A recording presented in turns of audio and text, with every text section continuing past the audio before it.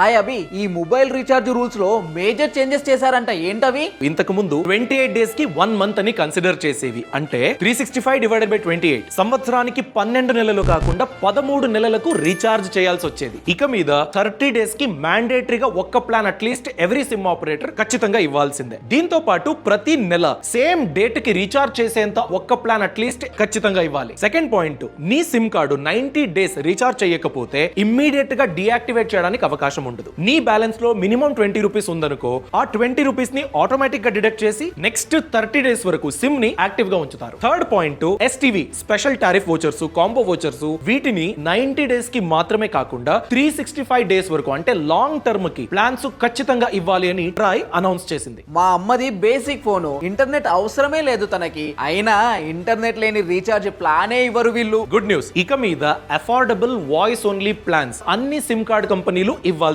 Internet లేని recharge options, SMS మరియు call options కి మాత్రమే ఎక్స్క్లూజివ్ గా రీఛార్జ్ ఆప్షన్స్ ఇక మీద ఉంటాయి. బోనస్ పాయింట్ ఏంటో తెలుసా? ఏఐ మరియు మషిన్ లెర్నింగ్ బేస్డ్ మోడల్ ని వాడుకుని స్పామ్ కాల్స్, స్పామ్ మెసేజెస్ ని ఆటోమేటిక్ గా బ్లాక్ చేసే ఆప్షన్ ని ఖచ్చితంగా అన్ని సిమ్ కంపెనీలు ఇవ్వాల్సిందే. స్మార్ట్ ఫోనే కాదు, సిమ్ స్మార్ట్ అన్నమాట. ఈ సమాచారాన్ని ప్రతి ఒక్కరికి తప్పకుండా షేర్ చేయండి.